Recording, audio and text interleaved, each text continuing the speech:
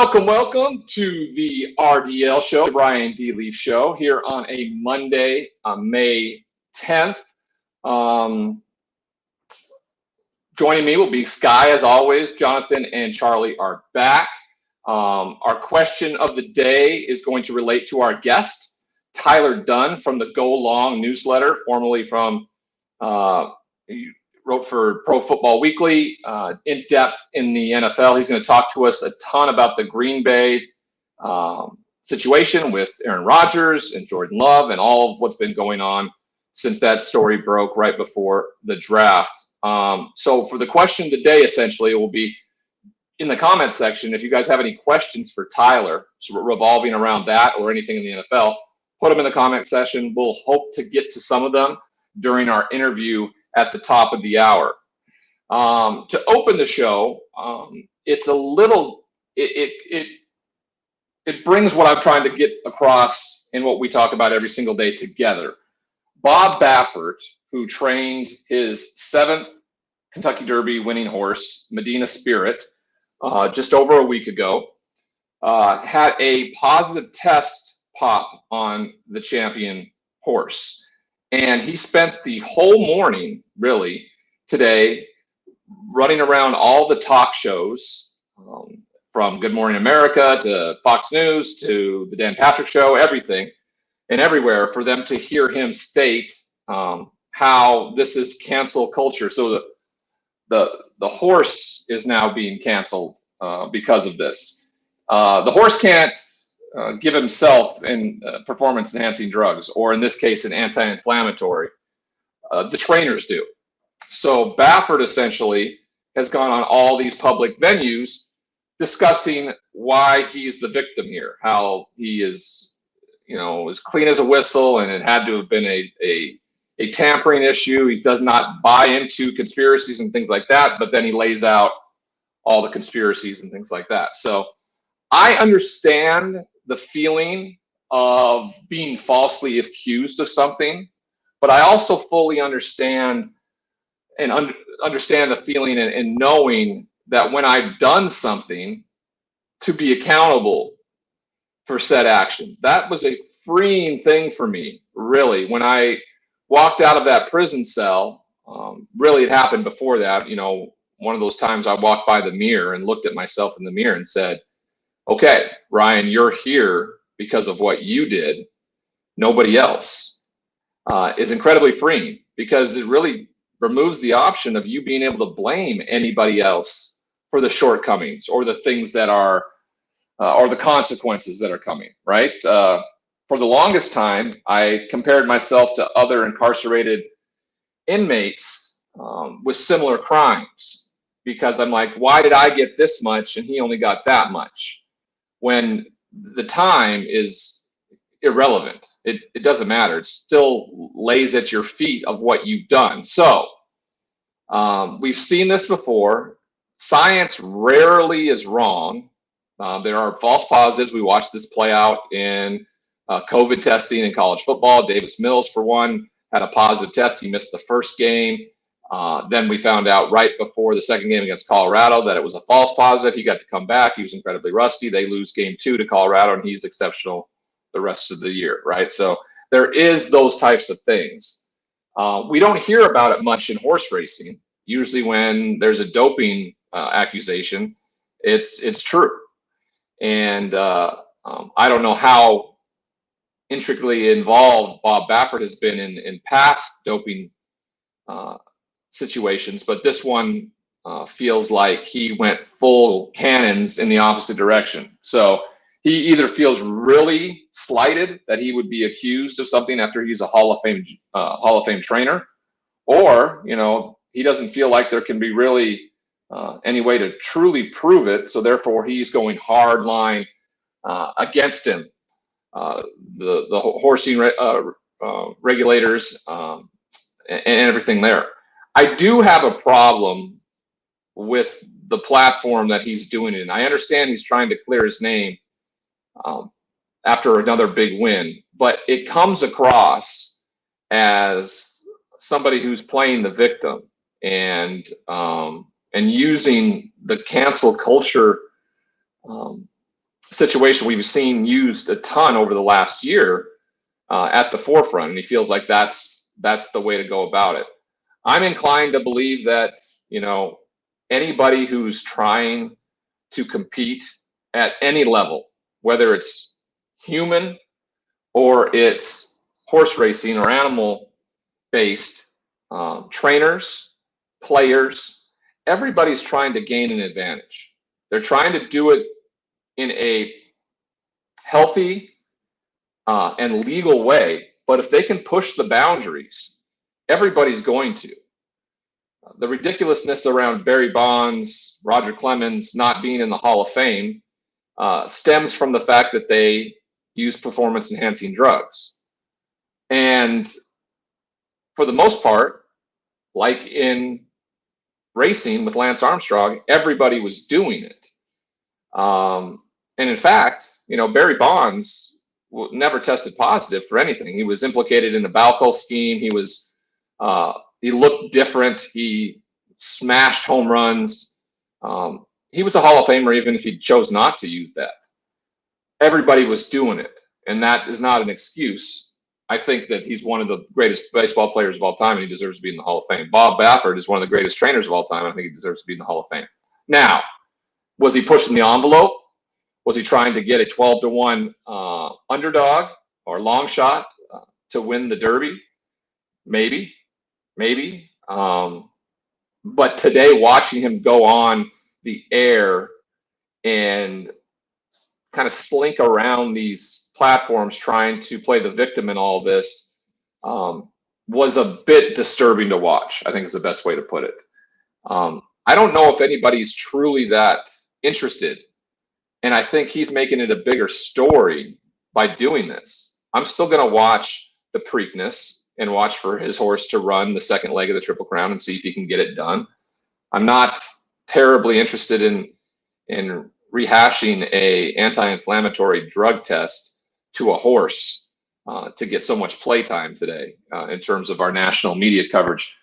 I own racehorses. Right, I saw how cutthroat and competitive it was. I mean, it's not a cheap hobby to be a part of. It is a expensive hobby. So if you're putting that much time and money and effort into it, you know, you want to be successful. And the Triple Crown races are the pinnacle of all that. So we'll see how this plays out. I do not believe, and from what I've seen all day today, the feedback or the backlash has not been good for Mr. Baffert. And his horse, Medina Spirit, who has nothing to do with anything, nothing at all, just was born and raised as a thoroughbred with lineage and sired by the greats to run in races. They love to compete. I've noticed that by owning racehorses, they have a different personality. When they walk out onto that stage, they know people are there to watch them, and they know they're performing. And then you have owners and you have trainers and you have people that get involved with animals to make a difference. That for me is an interesting concept, and we watched it kind of play out on the national landscape today. So bottom line is, you know, ownership, accountability, victim stance is a lot of what people sit in and aren't willing to take accountability for their actions. I tell it to people all the time when I'm consulting on crisis management situations. If you own up to it, if you did it and you own up to it and honestly take accountability for it, people are more willing to forgive that than railing against it in a defiant and defensive way. That just prolongs the agony of whatever it is you're going through. It costs you nothing.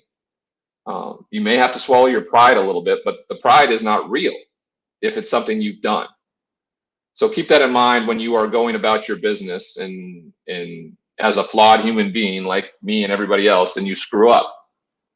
Taking ownership for that and being accountable is a huge step in the right direction. Gets you out of that victim stance and moves you forward in a positive and healthy way.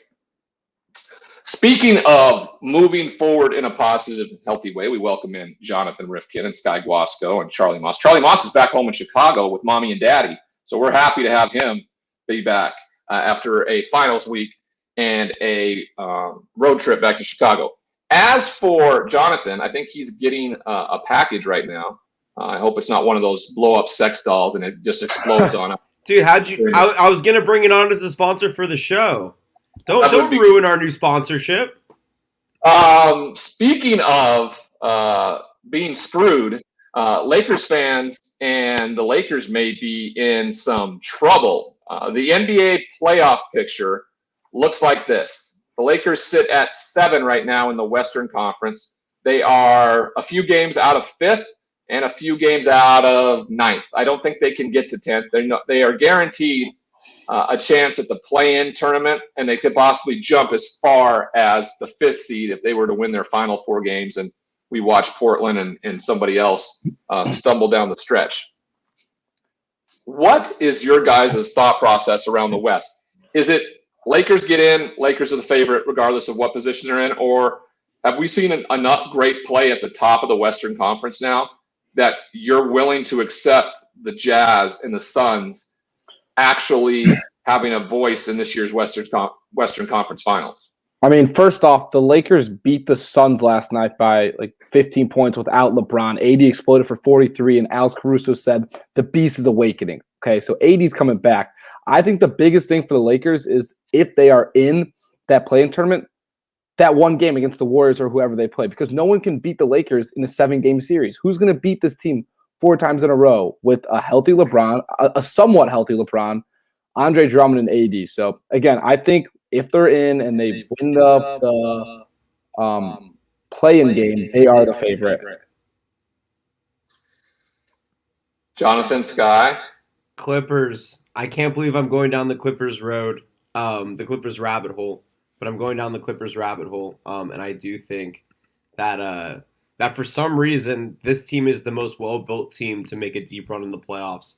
Phoenix is good. I don't think Aiden's going to be more than just a contributor down low. He's going to be like Gobert for the Jazz, and I don't think that piece down low, I think that's the Achilles heel for both these teams, because eventually you do need a big to be able to anchor you down low. And as good as Aiden's been, as good as Gobert is, like when you go up against AD, offensively and defensively, it's just a different matchup at a different level. Jokic, though, on the other hand, I think that he poses a problem. I don't think the Nuggets have enough. Without Jamal Murray, they're not a threat. No. So I really think it's really between the Clippers and the Lakers. I mean, the Trailblazers, they're always competitive. Dame always has some fun, but at the end of the day, they're not going to beat any of these teams in a 7-game series. So. Sky.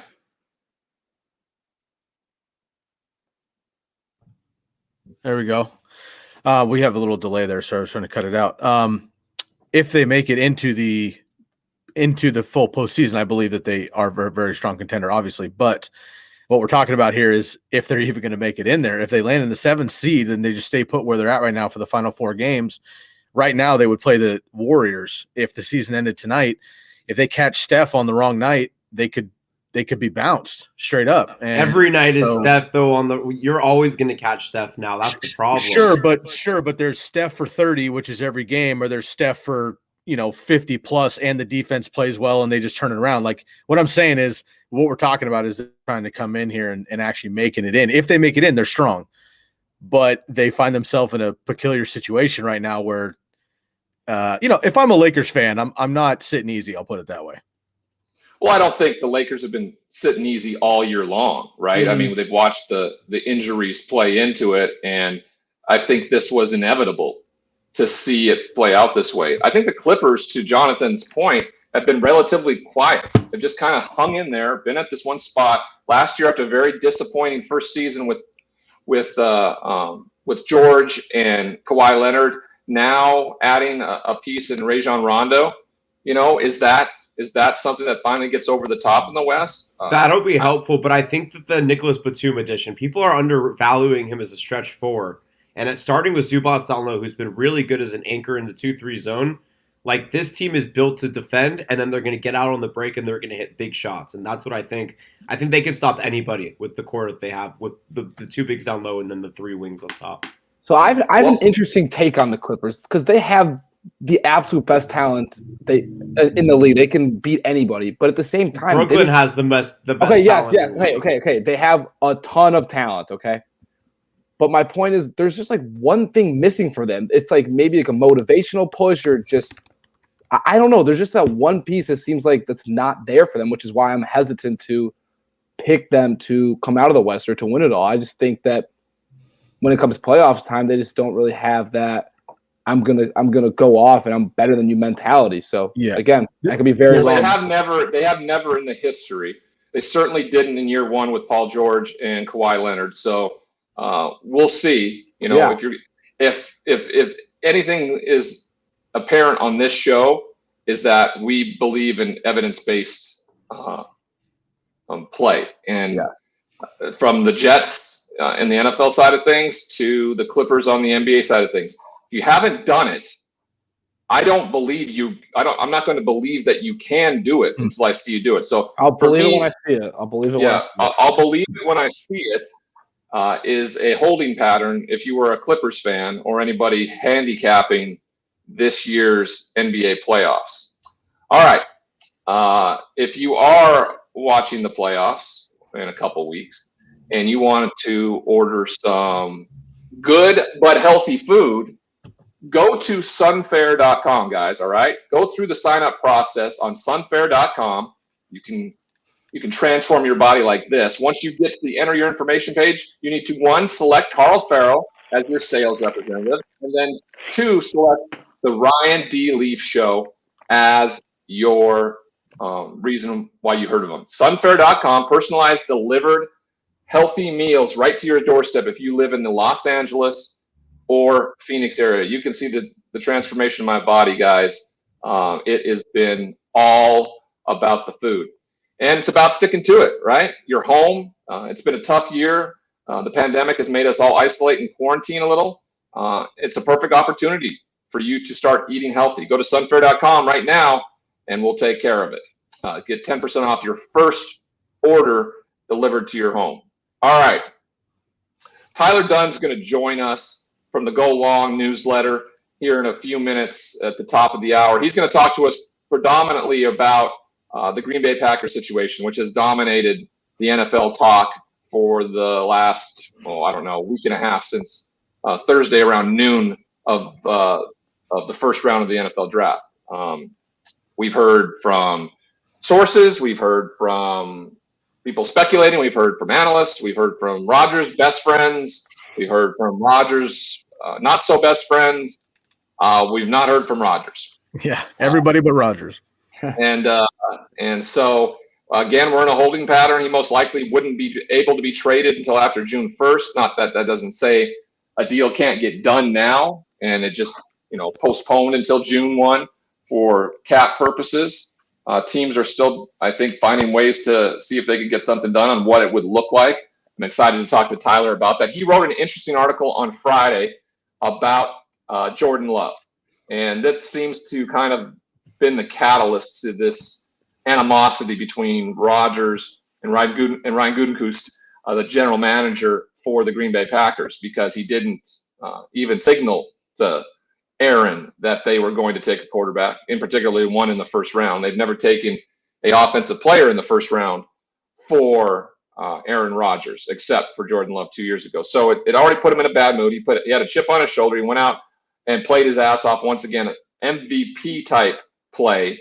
And this offseason, he's hosted Jeopardy. He's gotten engaged. His life seemingly is moving forward in the direction he wants it to. And from what we're hearing from people, Green Bay is not the right space for him anymore. 16 years there, similar to Bart Starr and Brett Favre. But with the length of careers for quarterbacks who have found a way to get it done and not be touched, he could have 5 years left if he plays the length of what Tom Brady did. Tom Brady in this span from 38 to 43 won 3 Super Bowls, 3 world championships in that span. So if that's the blueprint that Aaron Rodgers is looking at and Green Bay chooses to trade him and he goes off somewhere and wins a Super Bowl, that is going to be grounds for firings there in Green Bay. The article that Tyler wrote was really an opus to Jordan Love in how great he is and how no one is talking about that because he's been placed on a shelf for the last year. I felt like there was a lot of hyperbole from other people in their quotes that Tyler was just quoting them on. But there seems to be a lot of what people would consider upside for Jordan Love. The question is he ready? Is he ready to go right now? Because if he isn't, they're going to have to get a veteran quarterback in the exchange. And what teams have that availability, right? Broncos sitting there at one of them. We'd asked this question a few weeks ago or a week ago around, what teams outside of Green Bay are a good fit for Aaron to come in and they'd be Super Bowl ready. I think we all thought the New Orleans Saints is a perfect fit because of where they've been the last 4 years and replacing the Hall of Fame quarterback with a Hall of Fame quarterback. Problem is their money issues are so bad that I don't think they can honestly be a player in any of this. The Denver Broncos continue to be a team that we hear about and talk about and looking at ways they can make it work. I was sitting on it 50-50. I'm interested to talk to Tyler and maybe get more of an insight. I don't think I'm going to budge from that number for quite a while. In fact, I'm probably leaning a little bit more towards the side of him staying in Green Bay because ultimately I think it's the best shot for him to win a title in the oncoming years. What have you guys thought about just the continuation of the conversation and no movement and Rodgers being silent in all of this? Why does it have to be? Start from top to bottom. Let's go Jonathan, Sky, Charlie. The power structure. No, I'm kidding. Why does it have to be Rodgers for a quarterback? Why can't it be Rodgers for blah, blah, blah, and then do a separate trade with, say, Chicago, who has Dalton and Nick Foles sitting on their bench behind Justin Fields and taking one of those, right?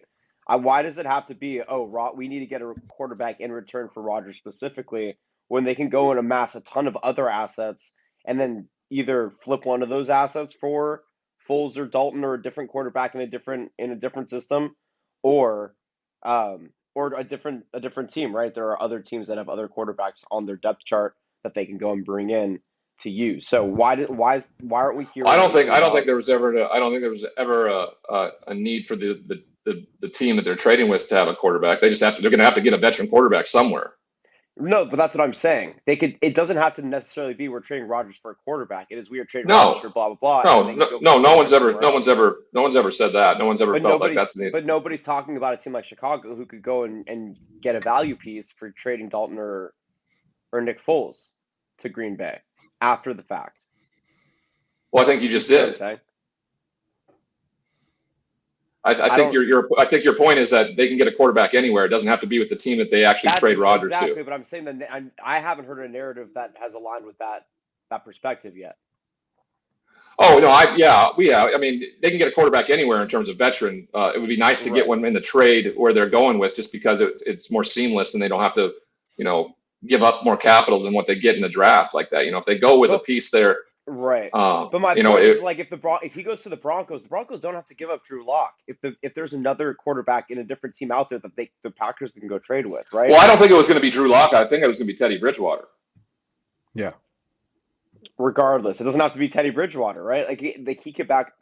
It seems like whenever we're talking about teams that trade for Rodgers, every team in the NFL could use Aaron Rodgers besides Tampa Bay and Kansas City. Literally every team. Except for ones that just drafted quarterbacks. So why is it that, like I'm saying, we're talking about teams that have only quarterbacks that give in return, but we don't have. Well, I don't think so. I don't think that's the case at all. I mean, look at New Orleans. New Orleans, I guess they have Jameis on a 1-year deal. They wouldn't have to get rid of him. They don't have to get a quarterback in all of this from the team they're trading him to. They can get a quarterback anywhere if a team's willing to part. Right. I'm looking at the draft capital. Is Vegas a viable option? I don't know if I haven't heard anywhere where Rodgers has a say in the trade. So yeah, definitely could be. We haven't heard much from the Deshaun situation or Aaron Rodgers situation for a little bit. How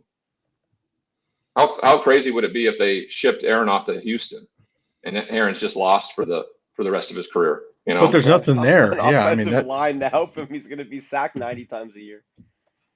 Yeah, there's nothing there in Houston. Yeah, it's tough. I just looked up the depth chart. Well, I think Green Bay's going to try to get the best deal, but I think if they get rid of him, I think they're also going to try to screw him in it as well, because he doesn't have I don't believe he has a no trade clause, which means they can send him wherever they want. If they get enough stuff back that they want, Yeah. in terms of draft picks and capital, and they can raid the seller of whoever it is, I wouldn't be surprised if Green Bay, if they feel like they've been ordered to make this happen, put him in a situation where he just lounges in nothingness for the remainder of his career.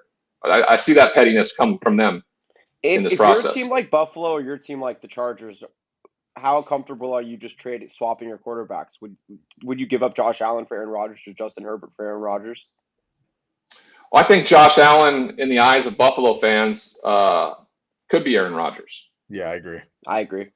And now Chargers fans might be a little different. 1 year with Justin Herbert, I saw enough to make me believe he's going to be a guy that can play well in this city for the foreseeable future. But if you're telling me you could have, are they going to win the Super Bowl next year with Justin Herbert? Probably Would they win not. the Super Bowl next year? Could they win a Super Bowl next year with Aaron Rodgers? Probably.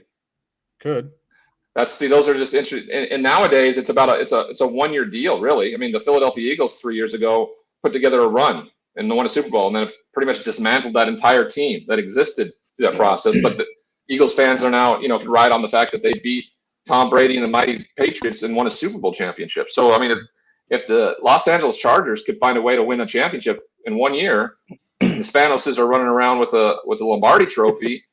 I mean, I think everybody would be okay with the fact that if Aaron only played 2 or 3 years there and they lost out on a chance at 15 years with Justin Herbert if they won a championship, because they would be guaranteed one in their eyes. But no one can guarantee anything, because I do think that if Aaron Rodgers goes someplace else, he's not going to have as good a chance to win a championship as he's gonna in Green Bay. It's back-to-back NFC championships. This team pretty much is similarly built. They've added some pieces, I think. If he has any bit of a season like he had a year ago, this team is right back in the mix in the NFC. There he is. Let's welcome in our friend Tyler Dunne from the Go Long newsletter. My buddy wrote an incredible piece on Friday around Jordan Love. Let's welcome you to the RDL show. Tyler, what's up, buddy? Pleasure to be here, Ryan. Man, always great to talk to you, whether you're on a golf course talking for one of our which I can't believe you were able to pull off. That was amazing. And doing this. And I had a putt for eagle on the par 5 while I was talking to you guys. I like that. It's confirmed. We got it on video. So.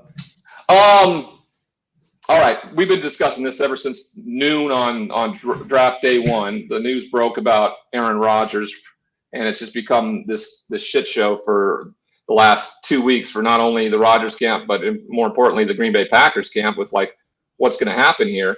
You wrote an article on 2 articles last week. One, you talked about it's time for Aaron Rodgers to go. It's time for Aaron Rodgers to be traded. And then Friday, followed that up with the Jordan Love piece. Will you kind of just talk to us about what those 2 were about and where you think the Green Bay Packers are going?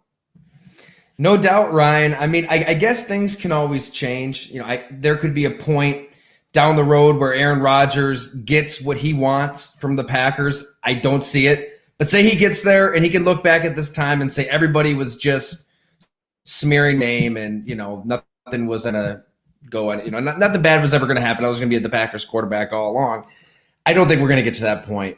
I think that once Aaron Rodgers is dug in, once he really, really believes something, it's hard for him to change. I mean, he is a world-class grudge holder. It makes him a great quarterback. It's what makes him very difficult to deal with a situation like this. If I'm Green Bay, I think it's time to trade him. I think that you have to really accept that he isn't going to just change his mind at this point, because they've had every possible conversation they could have had with negotiations, I think. And if you're Green Bay, why not get that bounty of picks and players and assets and just transition to Jordan Love, which is what you were going to do in 2022 or 2023 anyways. It's earlier than what you want, but barring a miracle, I still don't think Aaron Rodgers is playing for the Packers this season. What, if any, is there a spot? Is Aaron Rodgers just believe that he's that good and he can make that much of a difference no matter where he goes? Does he actually believe there's a team out there that offers him a chance at a Super Bowl like the Green Bay Packers have in place right now? I think the question is almost like, what does Aaron Rodgers want? Because if it's about winning, you're right, Ryan. I mean, this roster is loaded. I think it's a myth to say that they don't have weapons. I mean, you've got Devontae Adams, Aaron Jones, Marquez Valdez-Scantling led the league in yards per reception. Bob Tunyon, number one amongst tight ends and receivers in catch rate. One of the best offensive lines in football. So there's a lot of talent there. They're good. I don't think it's about that. I don't even think it's about money. They offered him the most money any quarterback has ever made, according to Bob McGinn's report last week. So it's not about that. It's about power. It's about influence. It's about having to say and stuff beyond the football field. I think in his mind, he's looking around at the renovations. He's looking around at the 34-acre Titletown district and thinking, I had a lot to do with all this. I had a lot to do with the business of the Green Bay Packers. I want to say. We can debate whether that's right or wrong. I think the Packers, though, are just kind of like throwing their arms up. Like, what else do you want us to give you? We're giving you everything we can. And this is me talking. I think they've got to be getting closer and closer and closer to that breaking point of just moving on, because unless you fire the GM, I don't see him changing his mind, and you can't do that. Are the Packers petty enough to at the end of this be like, okay, I guess it's inevitable, we have to trade him? Are they petty enough to send him to some place like Siberia where he could never win a championship if they get what they want in return? And that's where it gets interesting, because to my knowledge, he doesn't have a no trade clause in his contract. Like Deshaun Watson had that, so he would have been able to kind of pick his destination, where Aaron Rodgers, you could send him to Dallas, right? A little Mike McCarthy reunion of sorts. I can't see that, but they can do whatever they want. And I would think, though, you're going to get more in return from a team if that team knows Aaron Rodgers wants to be there. So Denver makes a lot of sense. It's AFC. It's out of the NFC. You're not going to see him, for that grudge match, that vindication bowl, whatever you want to call it. Like, you can get a Jerry Jeudy, a Bradley Chubb, a Drew Lock, 2 firsts, 2 seconds. I was told Green Bay could basically ask for whatever they want. Like, they can set that price. We've never seen anything like this. Like, it's unprecedented. No NFL MVP's ever been traded. So it just takes that plunge, right? It just takes ripping off the Band-Aid and saying, okay, life will be okay. Life will go on. Publicly, Brian Gutekunst isn't going there at all. They're saying he's our quarterback. Privately, I would think they've got to be having these conversations. What about the conversations in the front office around Jordan Love? This was, when they drafted him, thought to be a 2 or 3 year plan, and now it may be forced into action much earlier. Would they need for sure a veteran quarterback in return for Rodgers, or are they willing to start to kick the tires on Jordan Love? You wrote about this on Friday. A lot of quotes from people in there that to me seem hyperbolic about Jordan Love, because we haven't seen him or heard from him in over a year. What's their thought on that, and where they would go from here if Aaron Rodgers is not on the roster in 2021? Right. Aaron Rodgers said his future was a beautiful mystery, but the real mystery is what do you have in Love? You took him 26th overall. You took him in the first. You took him to be the franchise quarterback it's earlier than what they expected. You're right. I don't think that in his development, year 2 was when they wanted to start Jordan Love, but I don't think they're necessarily going to have a choice if Aaron Rodgers isn't going to change his mind, at least at some point in year 2. You can bring in a veteran. I mean, it sounds like they're kicking the tires on some guys already. Maybe you get somebody else in a separate trade. Maybe you pick up somebody that's out there. There's not a lot. Or maybe it's in this Aaron Rodgers trade that you do get a lock, a Bridgewater, something to help ease Jordan Love in there. But it's inevitable. He is going to have to see the field. And at some point in 2021, if Aaron Rodgers isn't playing, what do you have? I mean, look, I know his numbers weren't pretty the last year at Utah State, but those who have been around him, who know him, say he didn't have any talent around him at Utah State. I mean, talking 4 linemen, your top 3 receivers, your starting running back, your starting tight end are gone. And it was constantly run for your life mode at quarterback. And that can serve him well. I mean, I think he's been thrown into every different difficult type of situation in college that you're going to see in the NFL. When things break down and you've got to make a play and you've got to be creative and you got to think fast, he does have that ability to improvise with a lot of talent around this time. But I'll say this, in talking to players on the current Packers team that were around him, it sounds like as a rookie, I mean, he had coaches in his ear constantly, right? Like he wasn't really able to think for himself and just play. It was constantly teaching and coaching, and he was on the scout team all year. He wasn't able to be himself. He's imitating the other quarterback every week. So nobody there knows what they have. I mean, players tell me, like, we don't really know how good or bad he is because he was never able to be himself. Yeah. So it's a huge unknown. I'm not saying it isn't. I'm just saying, look, you drafted him. You put yourself in this position. You ran the risk of Aaron Rodgers, like, going nuclear. Just let him go nuclear. Like, and instead of standing at the microphone and kissing his butt at every opportunity, he doesn't want to be there. Like, if he doesn't want to be there, see ya. Get what you can for him. What was the? I mean, this was a slow burn, and last year's draft had a big thing to do with it. What ultimately, like, made Aaron just simply say, I'm so fed up with this. I want out. I mean, has he made it clear himself? Because we've heard nothing from him personally. This has all been sourced and from friends, and I wouldn't expect AJ Hawk and John Kuhn and James Jones to come out and speak on kind of his behalf if Aaron hadn't given him the okay to speak on that, because if they didn't, they'd probably lose that friendship. Very quickly. What ultimately, like, what is? He just won an MVP and they lost. The fact that they kicked the field goal, tried to kick the field goal instead of going forward. I mean, what things played into this ultimately that made him say, "Nah, this ain't for me"?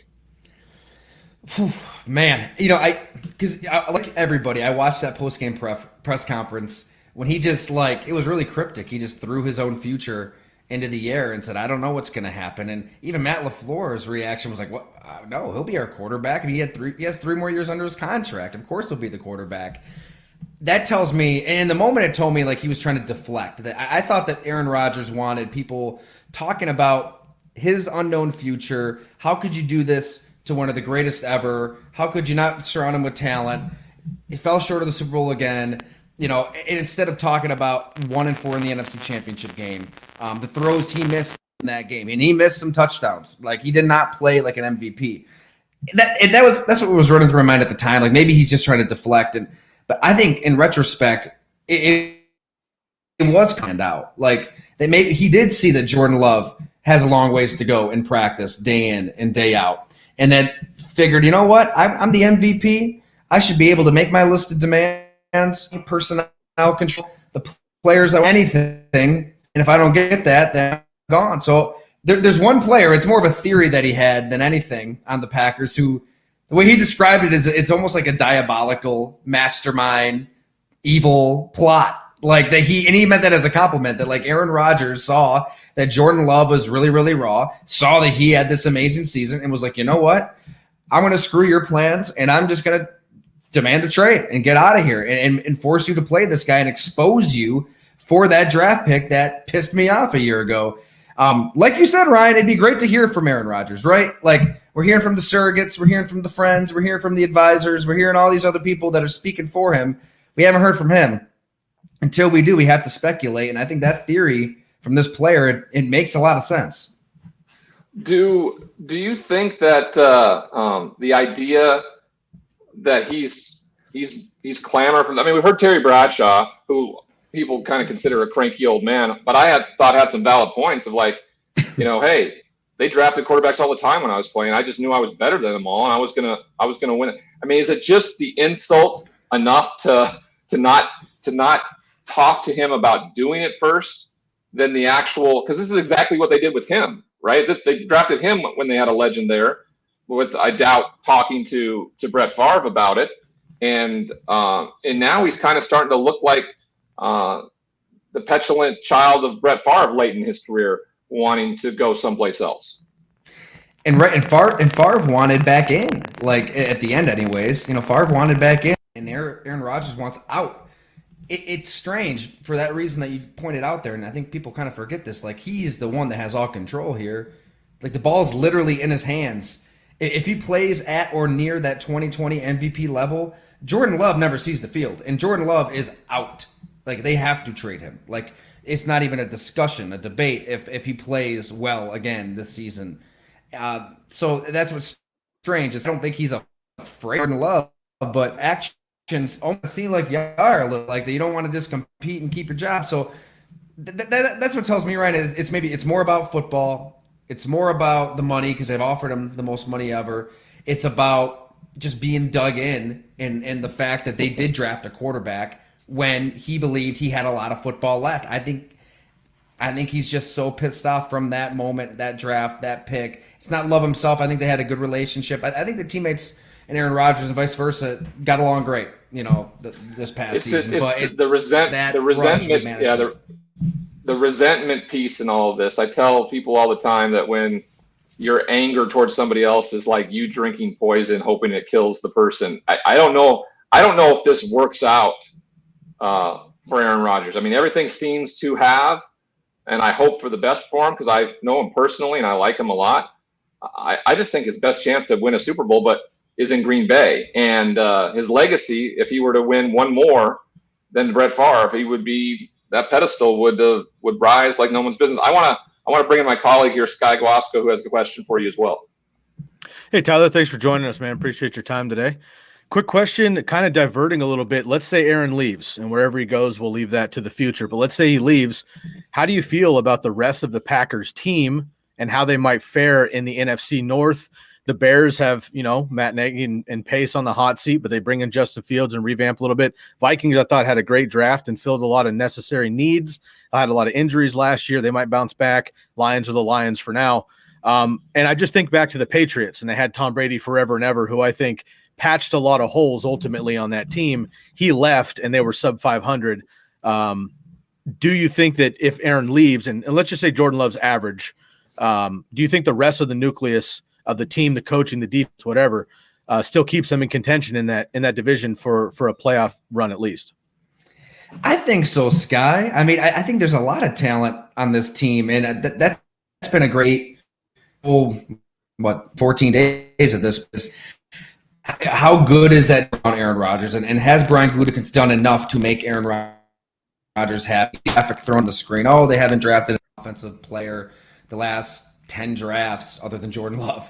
And to me, I see that, and I think that's a good thing. I mean, that defense, as you probably know, they needed just a total influx of young talent that they just didn't have. And there are a lot of really promising pieces on defense, and they're able to re-sign a Kenny Clark on their terms, maybe a top 5 defensive tackle as well. They signed Zadarius Smith in free agency, something that Ted Thompson very rarely ever did. In his prime, edge rusher, premium position, Jair Alexander, maybe the best shutdown corner in the game.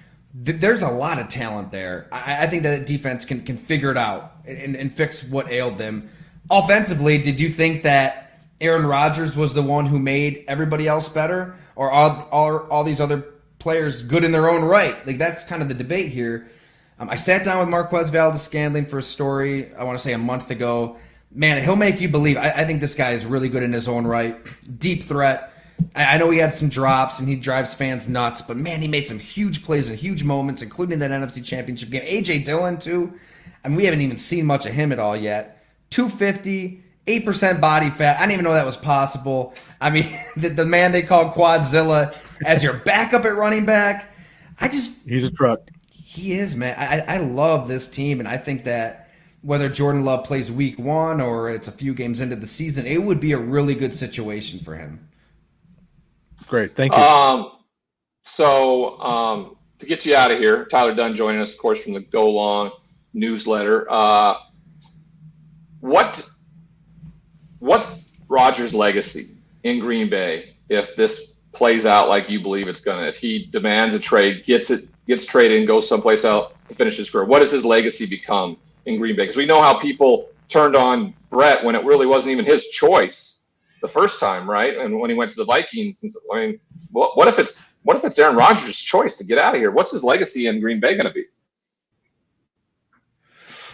Man, I living there, and as a kid, I grew up a Packer fan, idolizing a lot of these larger than life figures. I think it gets to that point for Aaron Rodgers still. I think there's going to be like a couple years where fans are ticked off and, they think he should have just played and punched in, punched out, won MVPs, won Super Bowls as the highest paid guy. And I'm sure there'll be a lot of animosity. Trust me, I've seen it. there are a lot of fans that were telling me to find the rope in my basement and hang myself after that Bleacher Report story that reached out this week. They're like, I'm sorry that I said what I said back then. Like, they're kind of seeing a side of Aaron Rodgers they didn't see before. But at the end of the day, like, he did so much good for this franchise. 16 years, just like Bart Starr, just like Brett Favre. It'll be tough for a few years. Maybe even wins a Super Bowl in Denver, wherever he goes. But he'll get his Packers Hall of Fame induction. He'll get his jersey retirement. He'll get his Canton induction, and he'll be revered. We'll look back at this time and we'll be like, oh, man, that was fun. Well, it should be interesting. The cap hit much less if they wait till after June 1st for the trade. We'll see what plays out over the next 3 weeks of May. Tyler, thanks, buddy, for joining us. We really appreciate it. Thank you, Ryan. It was fun. Appreciate you having me. You bet, bud. Tyler Dunne, everybody.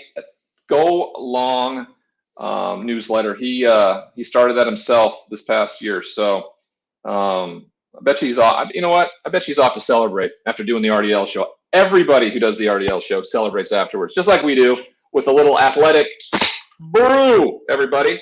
All right, go to athleticbrew.com. It's a non-alcoholic brew, IPA, and light beer. Brew without compromise. Go to athleticbrewing.com, click on the RDL show, and you will get 10% off your first delivery. Non-alcoholic brew, no consequences, great taste. Check it out. All right. Rodgers Your guys' leaving thoughts Green on Bay. Mr. Dunn, and he's all in on Aaron being gone. I'm not necessarily as quick to go, but I mean, he feels like this is like a vendetta that is now being put in place. It almost gives me a feeling of when LeBron left the Cavs the first time. It's not as egregious, but he was fighting with Dan Gilbert. We knew that there was probably going to be a trade happening in some capacity. And if you remember the fans when LeBron left Cleveland the first time, I mean, it was Bad. It was insane. Really bad. I mean, riots literally happened in the streets, fans burning jerseys. And But if he doesn't come back, isn't that's his legacy, right? No, it's not, because I don't think so, because they welcomed him back. He wouldn't have gone back if his legacy there was I don't think so. I think that after a couple years, hold on, Charlie.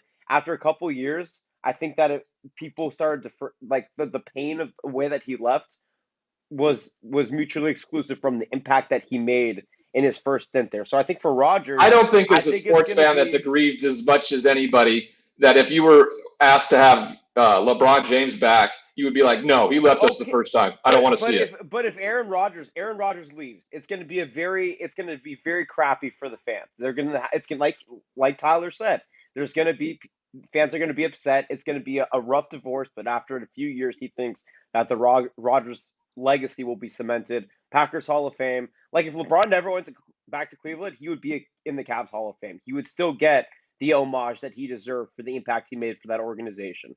So I think that we're going to see a similar thing play out. I think Gilbert's petty enough to not let that shit happen. You really think that that they wouldn't do that because he left? I think Gilbert was that angry and that pissed, and if LeBron doesn't come back and win him a championship, I think he probably takes that to his grave. The rest of the organization loved it. You think owners give two shits? Come on, they're billionaires. It was also the way LeBron left, though, with his whole ESPN TV special. Oh, I'm taking my talents to South Beach, like that. If I was an owner, I'd be pissed off by that. But again, I just think that this situation is so much different. I really don't think Rodgers leaving is going to impact his legacy with Green Bay. Like, again, it's probably the fans aren't going to be happy, but when you look back on time and his tenure with the Packers, like he won them a championship. He was an MVP. Like he brought them to conference championships. Like he was a winner. So that's why I don't really He brought him one conference championship. He took them to multiple, brought them one conference championship. But overall, it was an amazing time to be a Packers don't think fan. It opens the door for a bunch of assaults now because of the fact that he only took him to one Super Bowl, that he couldn't win the big game. You think that it opens that wallet? I do as well, but I think you're also going to look at the fact that the Packers never drafted any offensive weapons for him. Yes, they have the best wide receiver in the game in Devontae Adams. They have one of the top offensive linemen in David Bakhtiari, and they got Aaron Jones, but they never got him that wide receiver too that he wanted. So how do we know that he wanted it though? Because Ryan, like you talk about all the time, that why are you drafting wide receivers in the first round? Everybody talks about how amazing it is that Rodgers never threw a touchdown pass until this season to a wide receiver that the Packers drafted in the first round. But doesn't that go to your point that transcendent quarterbacks can be great with anybody at their wide receivers? Hey, I am not, I know Aaron personally. We play golf together, right? And I'm not on his train. I don't understand why this is happening. This is his best opportunity to win a championship into his late 30s, early 40s. I really do believe that. So I don't get it. He's a different bird. Don't get me wrong. Like he just is. And there's something that happens when you have that much success. For somebody that's had that much success, he's not very entitled. This seems like a bit of an entitlement move. So it surprises me a little bit. It does. I don't like the fact that they did not, just reach out to him and say, hey, we're going to grab a quarterback in the first round. Mhm. That would have squashed all of this. I don't understand why Ryan Goodgoose couldn't do that. Like, I mean, what stopped him from doing that? He was so fearful of what Aaron would say back to him when he called him. It made that could be it. I can understand that. Aaron's an intimidating guy, but I don't know why he's doing this. I don't. This is his best chance to win a championship, unless he just doesn't want to play anymore. And if he doesn't want to play anymore, that's fine. Then he can just walk off into the sunset with his movie star wife and his possible Jeopardy hosting gig. That's all available for him. Doesn't it feel a little ungrateful? Because like the "fuck you" attitude was great when. Well, he doesn't. There's not. I don't believe that. I don't believe there's ever. I don't think he ever needs to be grateful. But to sit here and for us, but dude, like the guy's at the pinnacle of the game. He's been at the pinnacle for a long time. He's been the example of a star quarterback. Like we talked about, he won a conference championship. He's been the multiple. Like he's been the epitome of Packers football for a long, long time, right? A staple. The dreams of quarterbacks coming to the game now are of Aaron Rodgers. So to sit here and have a chip on his shoulder from something that happened so like he's obviously surpassed at the point that he was trying to make originally. So isn't the "fuck you" attitude just a little it feels a little childish and a little No, I told you. I just said that a minute ago. Even though I'm friends with him, I think he's in the wrong here. I don't understand it. Hey. I don't know why he's doing it. It makes no sense to me. I might be hell. If he ever hears this clip, I might be on his shit list. No more golfing with Aaron Rodgers in the summer. But I mean, I just to each his own. There may be something completely more. We have not heard from Aaron personally about this. He just continues to go out and kick people's ass. That's what he does. Yeah, but I was just going to say, on behalf of all Bears fans, I think he should do what he wants. I think maybe he is a little tired of being in Green Bay, and maybe you don't lose to him. Maybe it's time for him to go. What's going to suck for you worse, Charlie, is that he'll leave and you'll still get your ass kicked by Jordan Love for the future. That's how bad your organization is. That's tough to handle. I get it. We have the best quarterback in the NFC North right now. Who? Dalton? Justin Fields. Justin Fields hasn't played it down. Just wait. Yeah, just wait. You just wait. He's the future. Yeah, I was the future too, buddy. All right. Yeah, you just wait. All right.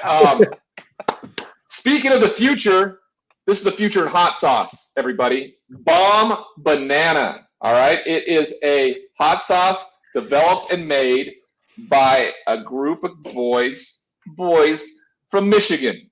Boo.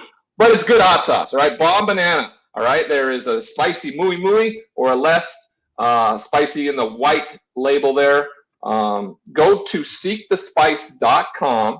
That's seekthespice.com, all one word today, and you can receive 10% off your first order by using the promo code LEAF, LEAF, at checkout. That's 10% off if you use the promo code LEAF. This hot sauce is banana-based, not confused with banana-flavored, all right? Hot sauces deliver exceptional and robust chili spice to all your meals. That's a Bomb Banana at seekthespice.com. Yum. I'm actually sitting in one of the head's desk seat right now. We're in the childhood room of the CEO of Bomb Banana over there, Charlie? Of one of the 4 creators of Bomb Banana. I'm in his desk chair. Why are you breaking into his room? That's as I told you twice before the show.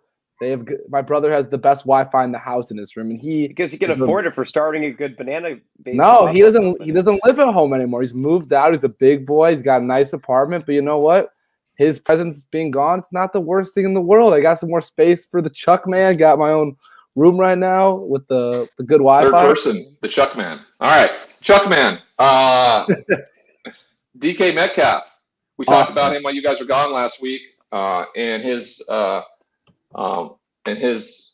look to try to qualify for the Olympics. He goes out in his heat and runs a 10.37 second in the 100-meter dash, which is fast.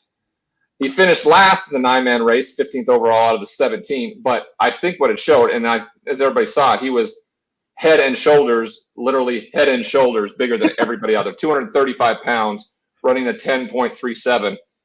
It also, I think, throws a real spotlight on how fast the guys that qualify are, because DK was in it until those last 20 meters where it was over, right? They walked him down and passed him up, and he fell to the 9th spot. So I thought it was really impressive.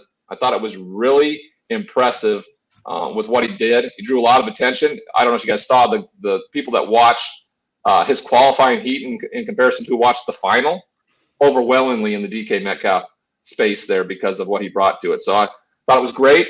I don't think anybody had any misconceptions that he wasn't gonna qualify. He just doesn't spend enough time on it. It's not what he does every day. He plays football, and he went out and flat out ran with world-class track and field athletes, which I thought was pretty cool. Mm-hmm. Yeah. And anyone that's trying to talk crap or say, "Oh, so," like, dude, like you're just not happy with yourself. Then, like, this dude doesn't run. Yes, he plays football, but like, he's not like a sprinter. So like the fact that he was just able to compete with them is awesome. But also the fact that he's doing it at how big he is. Like, yeah, dude, he's like that's the unbelievable 6'3", 6'4", 250, like. Well, 6'3", 235, but yes, we to get be able point. to run as a 235-pound man 100 meters in under 11 seconds is unbelievable. Stupid. Unbelievable. I'm gonna try it. I'm gonna try it this week and see if I can do it. At your facility? Speaking of trying things, the Jacksonville Jaguars, as we get out of here, we'll be quick on this. Looks like they're going to sign Tim Tebow as a tight end. 2 stats for you.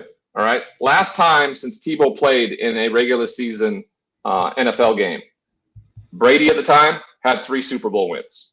He's got 7. Trevor Lawrence was 13 years old the last time. The last time Tebow played. A lot of people are talking about how this could be good for the locker room.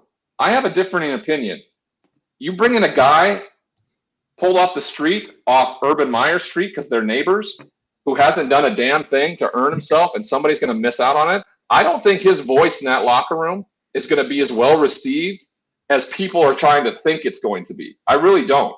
I think this is a nepotism hire. We'll see if he makes the team. If he does, it will. And if that's the case, if players see him perform and he's a great tight end and he can contribute to the team, they will allow him in the locker room. But I think it could be a difficult walk at the beginning of this for Tim Tebow, Urban Meyer, and the Jags organization if this actually goes through here in the next week or so. Feels like a PR stunt. Yeah, it feels like a classic Urban Meyer PR stunt to me. But it's clearly working, and it's bringing eyeballs to a franchise that nobody's cared about except for one time in 2017 for a minute in the last 20 years. Tim Tebow hasn't played since on the map. Excuse me. Minshew Mania, baby. Minshew Mania. Let's see what Tebow and Minshew Mania, because Minshew Mania is about drinking buds and soaking in suds, and Tebow's about God and everything else. This could be a clash. We'll see. We'll talk more about that on Wednesday when we're back here on the RDL show from Sky, Jonathan, and Charlie. I'm Ryan Leaf. We'll see you on Wednesday, everybody.